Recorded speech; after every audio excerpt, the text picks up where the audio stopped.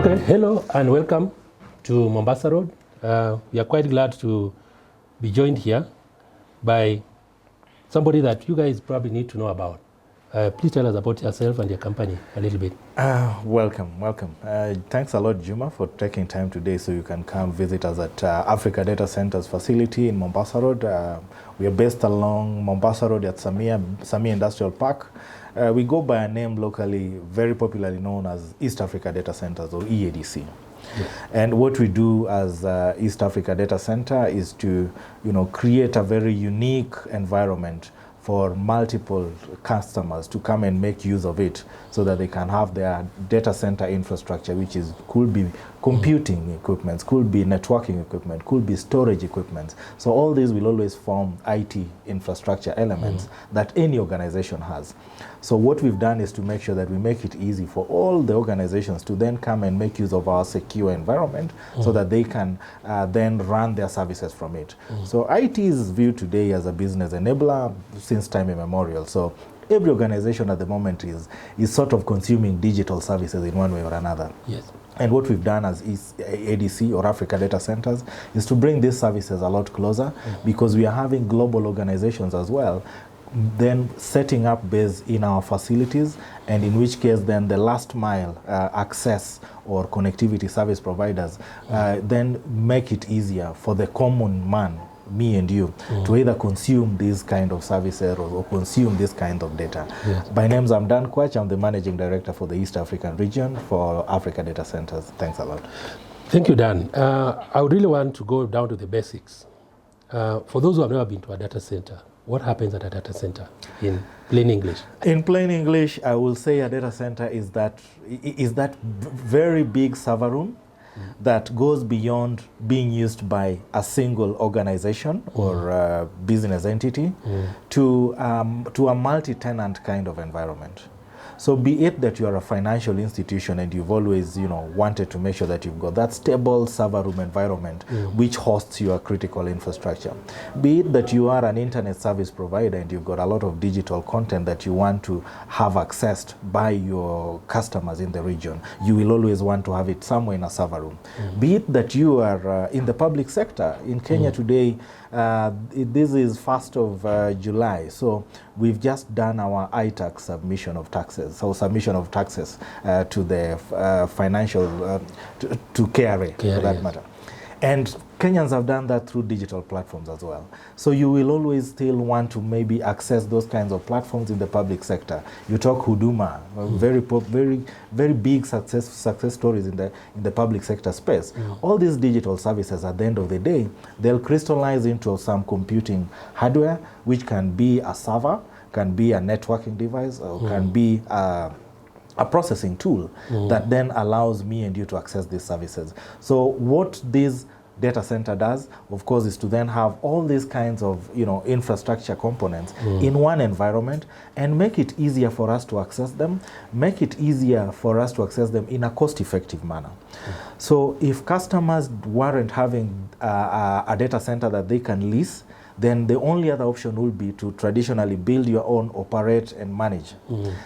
And the total cost of ownership in doing that is way much more than going to an environment where you then lease the resources. So for us, we've made it easier to enjoy cost-effective hosting services by way of you coming to a quality environment, secure environment that is already networked. So East Africa Data Centers facility, or ADC facility in East Africa, we have over 50 network service providers. We have over 50% of financial institutions in Kenya hosting their infrastructure from here. You talk of cloud service providers, which I'm sure you're going to talk about.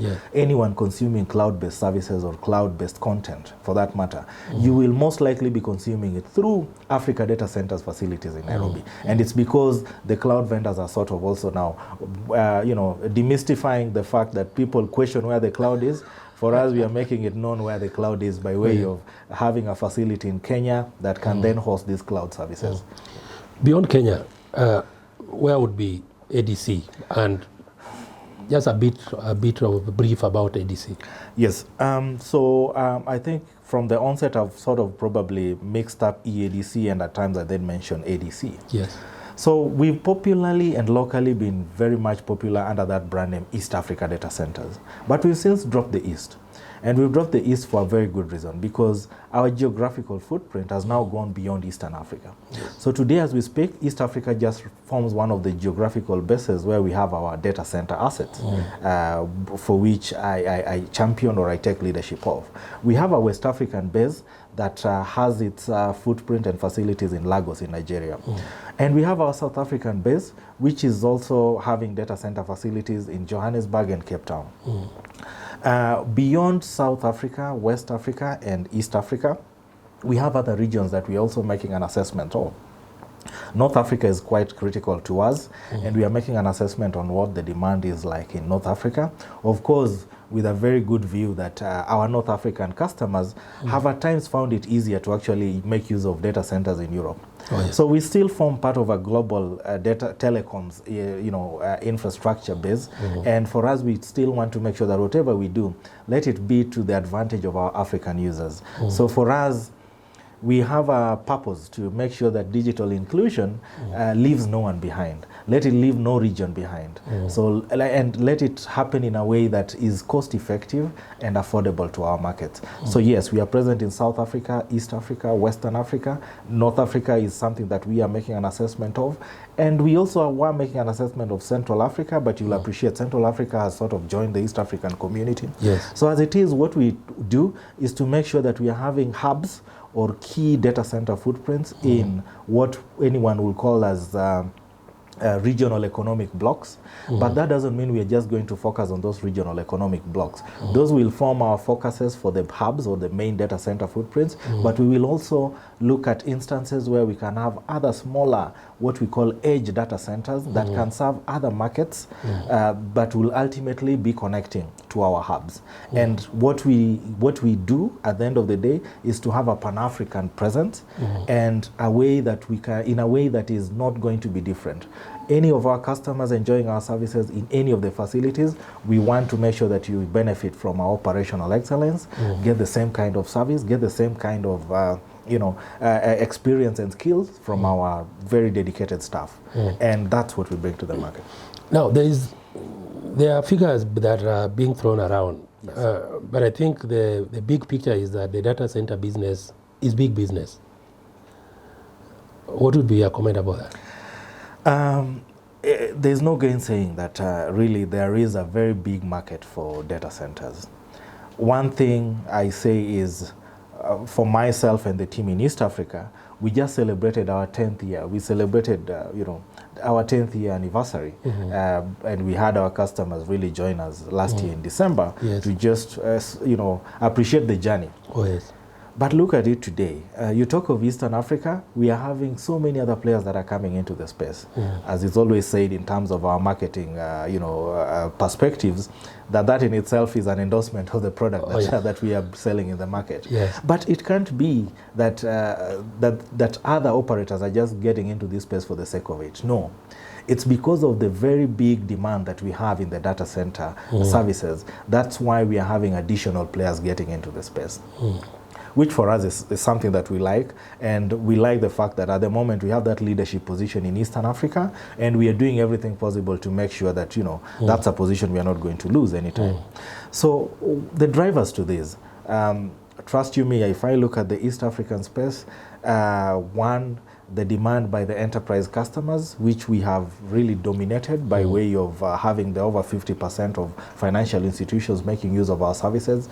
We are talking of the government making use of very good, data center services for that matter, or making use of IT services. The government in Kenya talks of having what they call a strategy roadmap on how the government is going to make use of ICT to dispense its services. And for us, that ultimately will still boil down to them making use of infrastructure components in the telecom space, which will mean networks and data center services.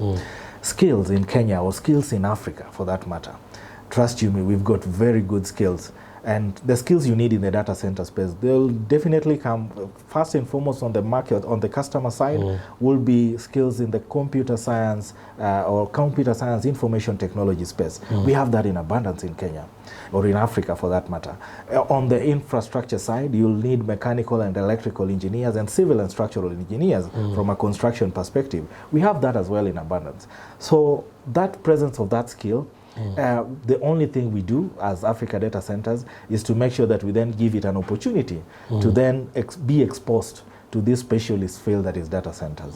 So personally, I have an information technology background, but today I'm privileged to form part of the data center experts that we have in the region. Yes. And that has been because the organization saw it while to give me a chance to grow within it, and also to expose me to what really is needed for one to run and operate, and also make sure that we are giving our customers the best mix of breed in terms of the products that we are bringing to the market.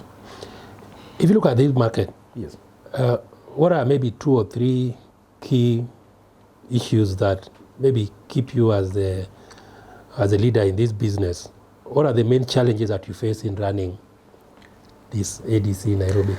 The challenges we face in running our data center facilities, of course, first and foremost is a very big expectation by our customers that we should continuously give them the best experience and quality of service. And I will say not even at a price that they can afford, but at the cheapest price. That to me has always been what keeps me awake. But I think it's for the right reason, because if there's anything I'm bringing to the customers, it's that the total cost of ownership in terms of them making use of data centers and making use of technology in the organizations, it should really be in a cost-effective manner. So making sure that at any given time, let it be that our costs do not overrun what we are getting from our customers. You talk of Kenya today, it's something that is happening all over the continent. Everyone is talking about hikes in fuel prices. Everyone is talking about the uncertainty in terms of power costs. The uncertainties on power costs in Kenya, while that is manageable, you'll be shocked. In places like Nigeria, we don't even talk about whether it's manageable. It's become acceptable, and it's something that we are challenging as high energy consumers. That you don't have stable power infrastructure, and you have to then rely on diesel generators or diesel powered generators to run critical facilities like data centers. So different regions have got different challenges. In Eastern Africa, I would say, one, we have an overly demanding customer base, but that overly demanding customer base is really what has helped us grow. So they've helped us grow by way of making sure that we can always assess our operational cost, and our biggest operational cost is on energy. So as Africa Data Centers, the biggest thing we'll always have to do is to make sure that we can always monitor how much we are consuming in terms of energy, and how can we make sure that we are getting cheaper and renewable energy sources. If anything, data centers have been seen to be power hungry world over. So there's a concern that data centers need to be green for that matter. And we actually have a very strong requirement by some of our customers to always put us to task to demonstrate to them that we are not just consuming renewable and green energy, but we are also being efficient on how we are making use or consuming that energy. So whatever we do as Africa Data Centers, we exploit as much as we can solar power energy as one of those supply paths to our data centers. But of course, it takes quite a lot of resources for one to have that energy to the capacity, to the tune that they would need. So we'll still rely on utility supply wherever we are. So utility supply, of course, becomes our primary, but we heavily complement that with solar energy. And all this is just on efforts to not only make sure that we are getting green and green energy, but also consuming and not increasing the carbon emissions, but rather reducing carbon emissions globally, which is a concern to every one of us. So we do all that. In terms of making sure that we can always, again, meet our customers' expectations, we continuously train our staff. we continuously make sure that there is an alignment of our organizational culture as Africa Data Centers, so that we can put our customers at the heart of everything we are doing. So for us, we will continuously be asking ourselves, what is it that our customers would actually want us to do better? So for us, it's always said breakfast, feedback is what? It's breakfast for champions. Huh? So for us, getting feedback, whether positive or negative, is most welcome. And we get feedback not only from our customers, we get it from our staff as well, on what exactly we need to do so that we can align to our common purpose. If you look forward, what would be some of the key areas in your business going into the next 5 years? I know 5 years is a long time. Yes. But I think now you are beginning to think of 2027, 2028. Yeah. What would be some of your key priorities in terms of investment? We've just gone through a data center here. Maybe would that be something else, another bigger data center, people, new technologies? What would be your priorities? One of the things that we have had to do is to make sure that we've got the foresight of what we need to do in future. So for us, we will always complement our historical experience and what we know about the market and from our customers. But we will always want to make sure that we can again have a bridge to align to what we see as the future trends, for purposes of making sure that we remain, that the business is sustainable over time. We are not here for the short or long term. I mean, we've just celebrated 10 years. We want to make sure that we're having another 10th year celebration with our customers. So we are here for the long run, and there's no better way for one to do that than always asking themselves, I mean, how can you make sure that you can absorb all the challenges that we have in the market? As a business, our top leadership is always challenged to make sure that we are resilient amidst so many challenges. And the challenges will emanate from customers or new products that can then challenge what we are offering. We will always have to ask ourselves, and we are always asking ourselves, what do we need to do to make sure that we are future-proofing the business based on the product offering that we have? You know, what I noticed with the data center is that, you know, it's a cool place, you know.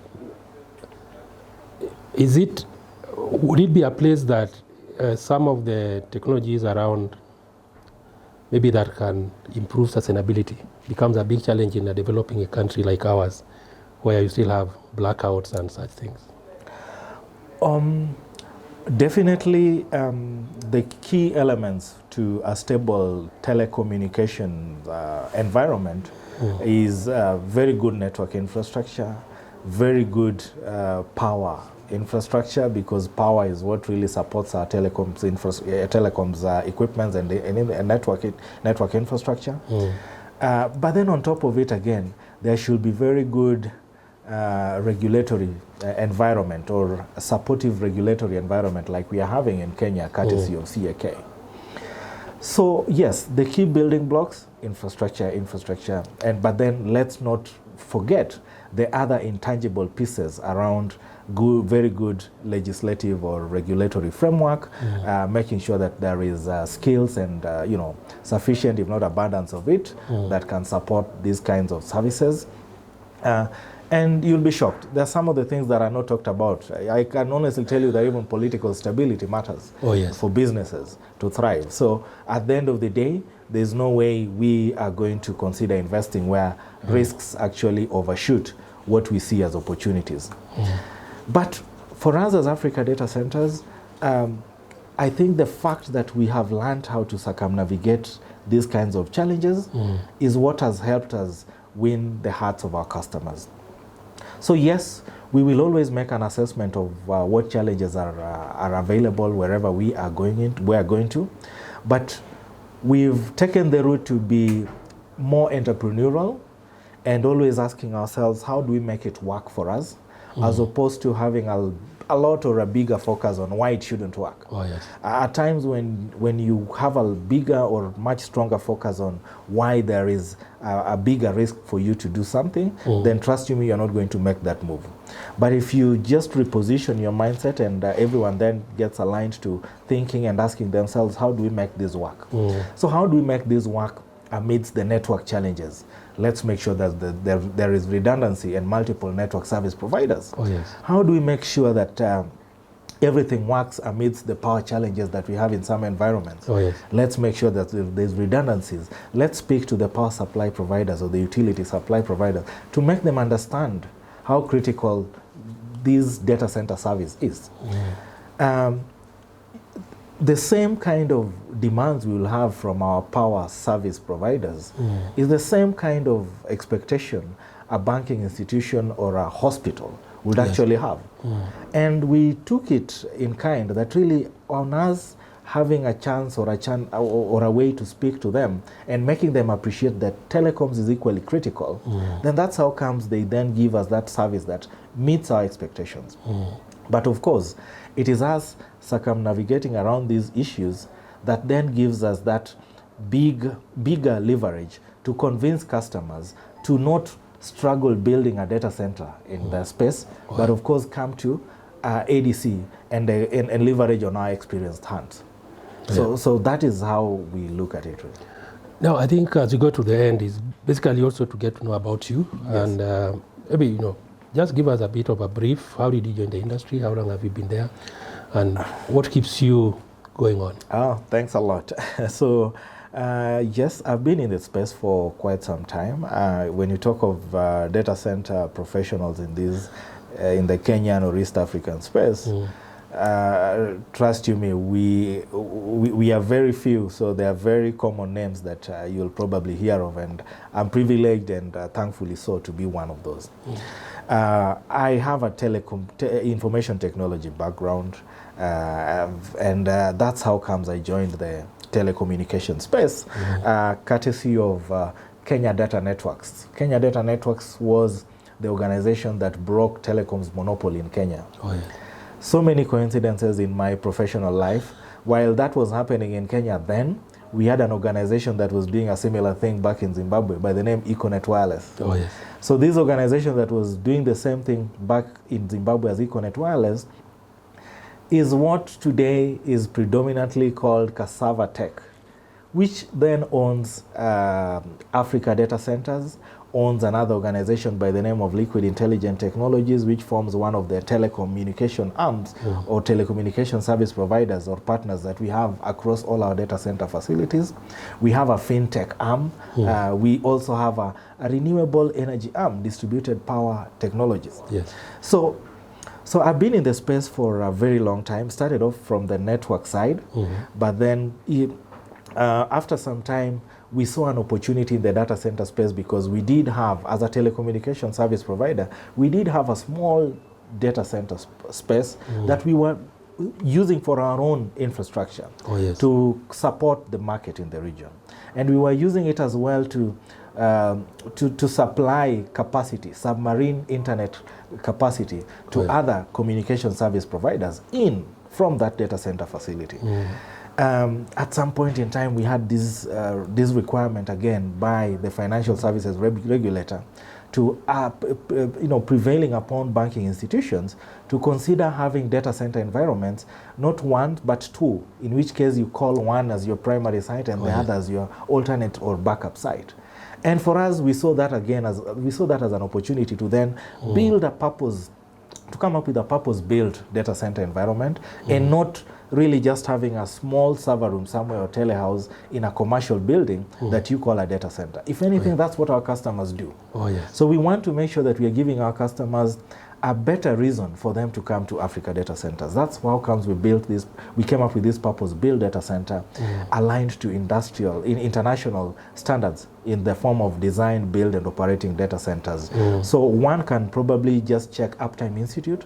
Uptime Institute has put together the design standards or guidelines to design and build and operate data centers. We've aligned ourselves to Uptime Institute. It's been a very good partner of ours that has helped us grow in the data center space.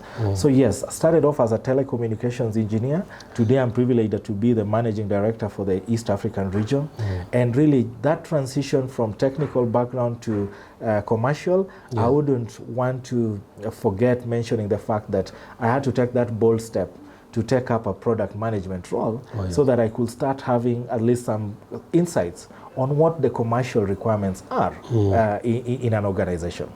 I've seen it a challenge to a number of my colleagues, transitioning from being the technical,